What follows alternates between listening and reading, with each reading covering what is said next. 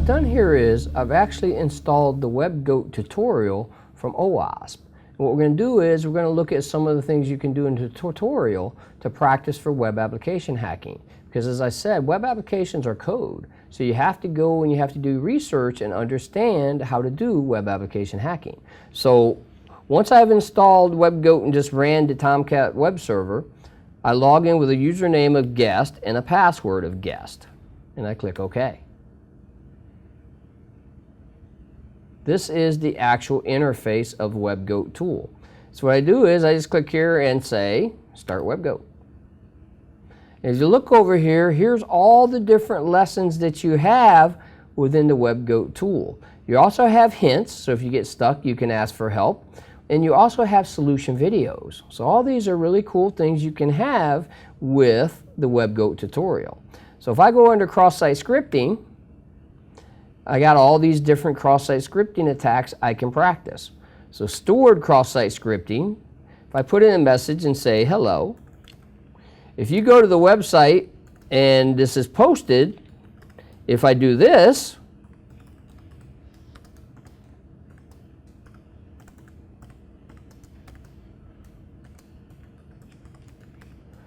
that tells me that whoever designed this application is allowing script tags. You shouldn't see script tags in a message that should be text.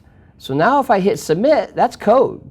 So when I click hello, this code is going to be interpreted if the actual front-end writer doesn't sanitize the input and prevent it from getting to the HTML engine. So when I click on hello, see that? There's hello. There's the box. So that's a simple stored cross-site scripting attack, and that's what it says here, that we successfully completed the lesson.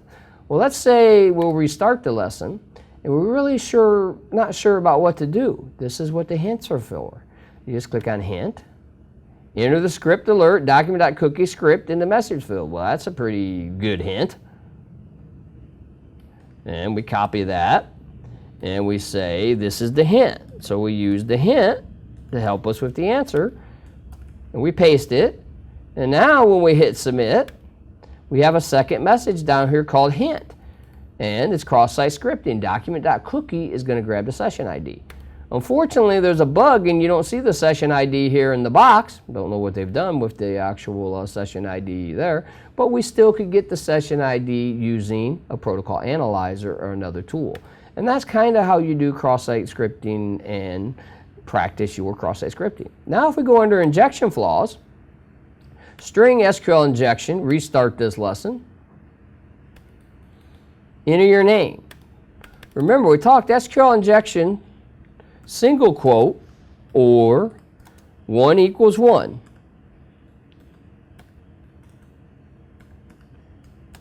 Dash dash, which is a comment. What it says is if either or statements are true, then execute. So in this case, if the username is 1 equals 1, which is true, execute.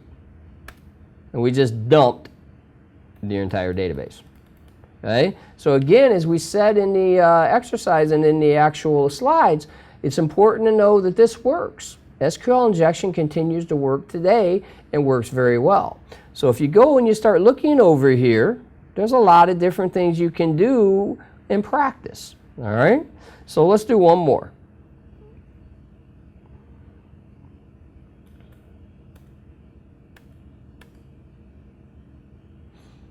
So we got injection flaws, improper error handling. That's not the one we want. Access control flaws.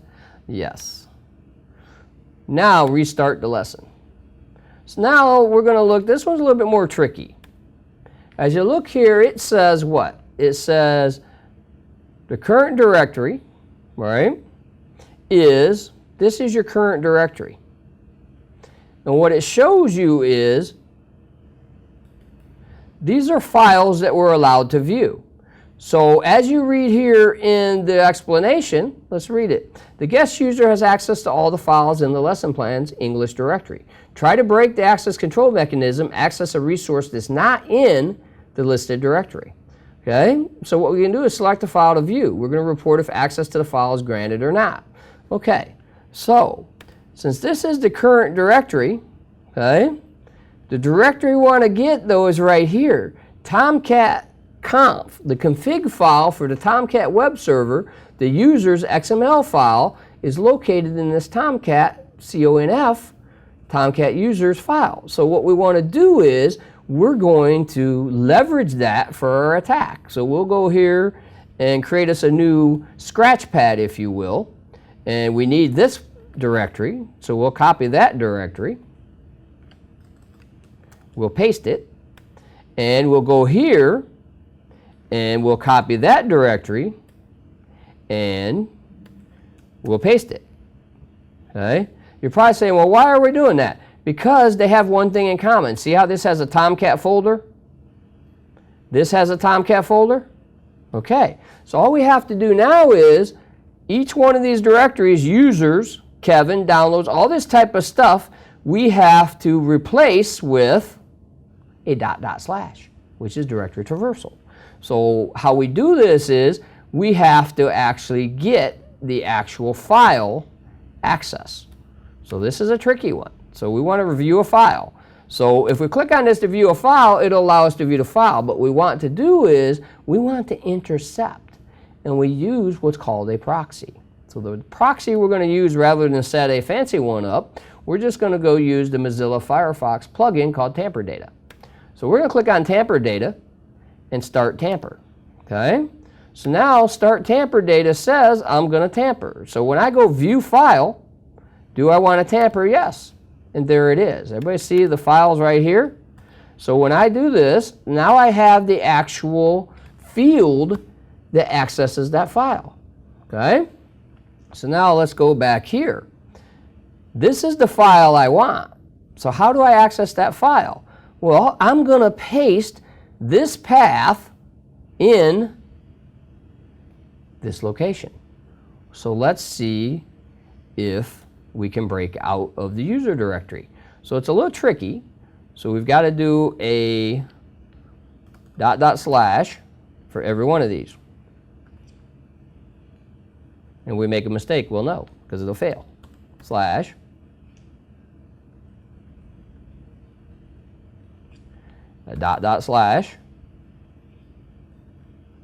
And usually it'll take us 1 or 2 tries because we'll mess up the first time. But we'll see. Trial and error. Remember, you lab it up and you practice. ... /.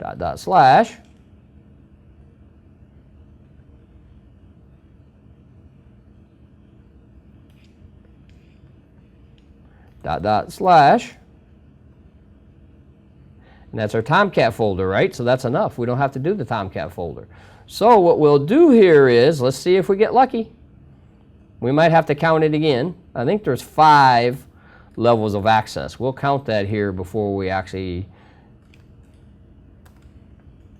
try the attack. So when I do this, now I've got 5 directories. 1, 2, 3, 4, 5 to the Tomcat directory. So let's go look at our example. We have a user directory, 1, Kevin 2, downloads 3, WebGoat 4, and WebGoat 5.5, or 5.4, 5. So I think it might work. Let's find out.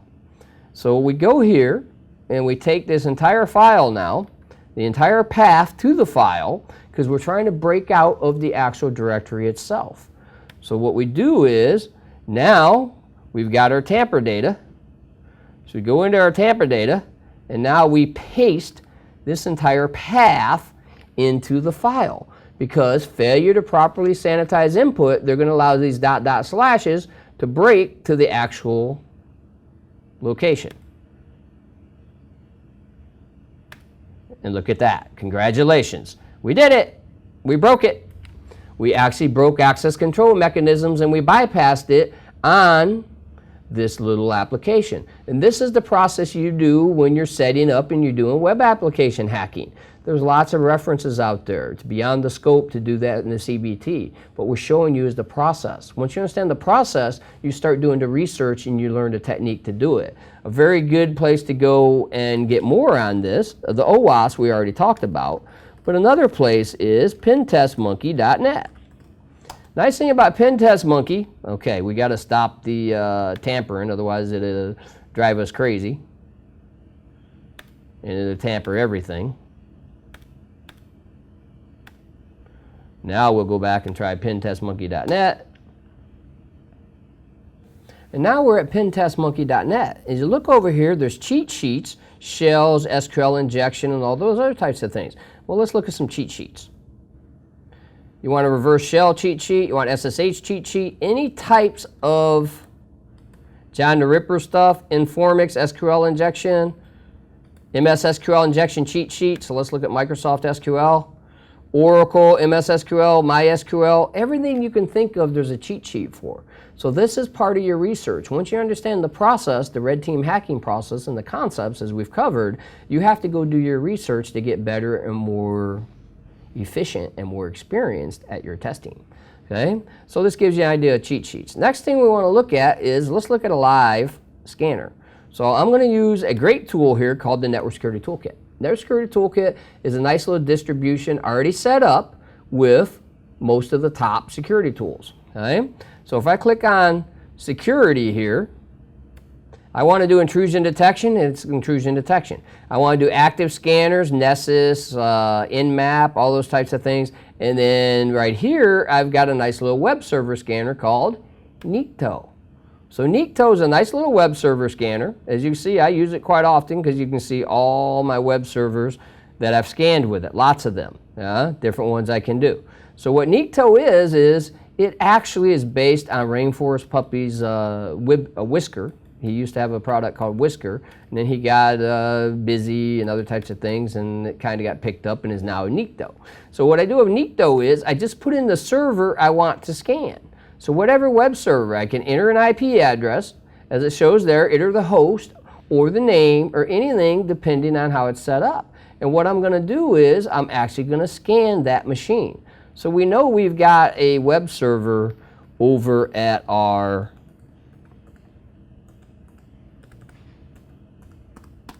our 132 box.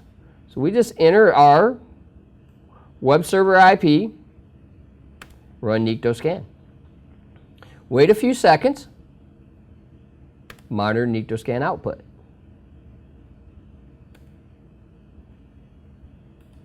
And we wait.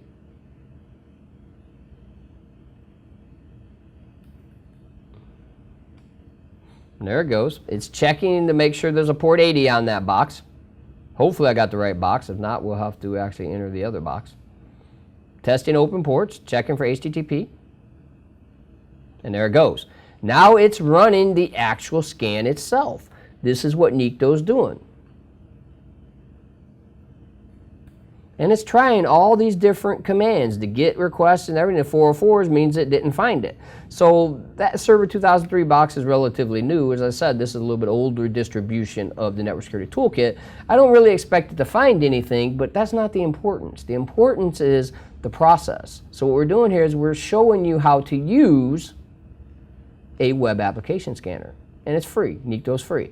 Now, when we get into Kali Linux, you have the Burp proxy, which is a fine tool, but it has a commercial version and a free version. And the free version doesn't quite do as much as the commercial version. Nikto, though, on the other hand, is free. So it's actually just sitting there scanning that web server. So while we're waiting on that scan to finish, we can look at some of the ones from the past. As long as there's ones not on here that can get me in trouble. We'll look at the HTML file here. Okay? So what we've got here is Profense. Now this is actually a web application firewall that we were trying to go through. So of course we didn't get much from that probably. So the web application firewall usually is kind of hard to get around. So let's look at another one here. Let's go.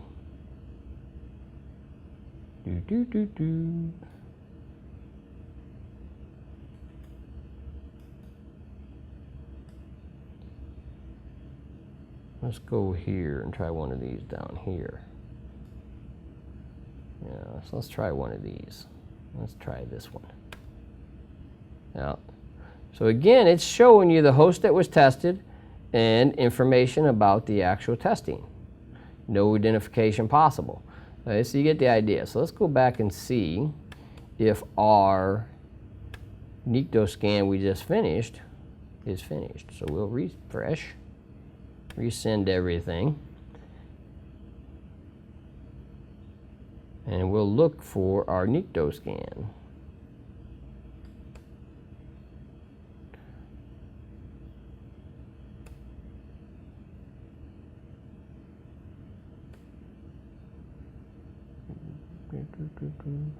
And it's still running.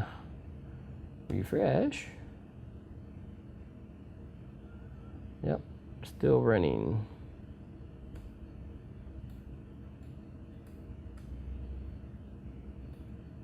So if we go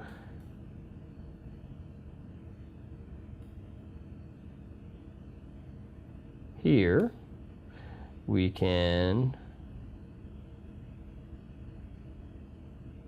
how about let's remove some of these and get some space.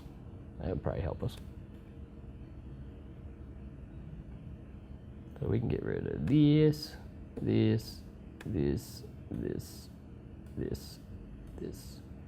A lot of these we don't need anymore, so we'll go ahead and clean some of them up while we're waiting for the scan. And it's free. Network Security Toolkit is a great tool you should actually add to your toolkit and your arsenal because it has a lot of things scripted and set up for you and makes it easier.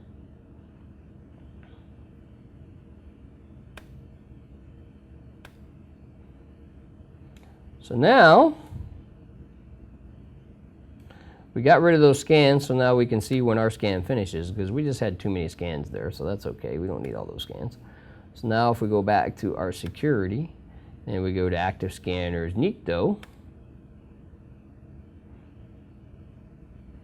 and there's our scan. Let's actually activate the HTML report so we can see it in HTML. And let's run the Nikto scan.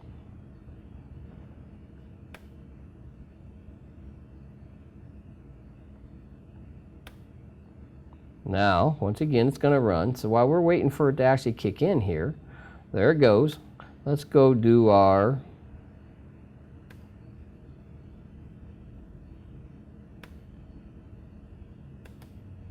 this poor little box, we've been beating it to death today. So we go back to our Network Security Toolkit, and the Nikto scan's running. And there it goes. Okay, 3 items found on remote host. So let's go see what items we have on the remote host. So now we have our Nikto scan in HTML, and it shows you the items it found. So let's look at the Nikto scan report. It's not bad for a free tool. Okay, so we start looking down here. URI method. Anonymous front page users revealed to a crafted post. That's an interesting one that we have on that box. Front page counter, CGI, has been found. Front page version 97 allows remote users to execute arbitrary system commands. Okay, so that's an interesting one on that box. And then attackers may be able to crash front page in a denial of service. So again, it's a simple web application scanner that gave us some information. So the last thing we'll do is let's go look at Kali Linux and go under Kali Linux's applications, Kali Linux, web applications. Let's look for web vulnerability scanners. So we got a bunch of them here. So which one do we want to run? Let's see. Let's run W3AF.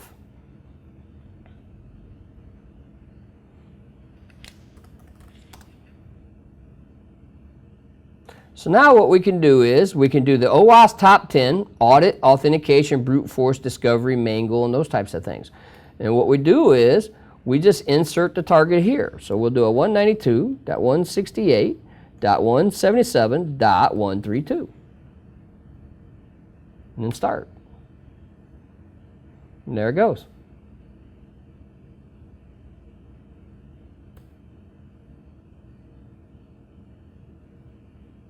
And it's running. And this is our log. Discovery process tells us what the percentage is.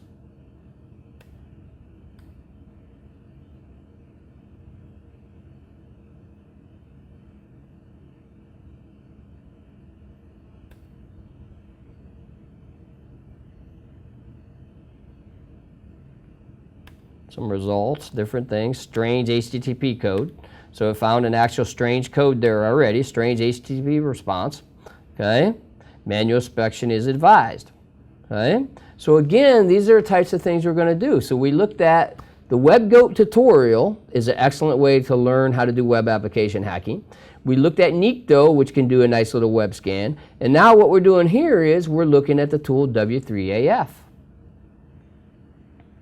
Some information here. Active filter detected. Server header, omitted header. Okay, different things you've got. So again, we're understanding that the tools are only one of the steps. We have to do much more to be able to determine what's running in a web application. As we said in the actual slide material, web application hacking is a total different new animal, if you will. Why? Because it's code. A lot of these applications are written in a different code or some type of language, and it's only the programmer who knows how they really configure it and set it up. We can look at some common characteristics and common things, but it's always going to be the programmer. We're at the mercy of the programmer when it comes to web application hacking. As you see, we're starting to get some interesting stuff off of this box. We got a nice red here, which red usually means we've got the actual, go back to my Kali Linux.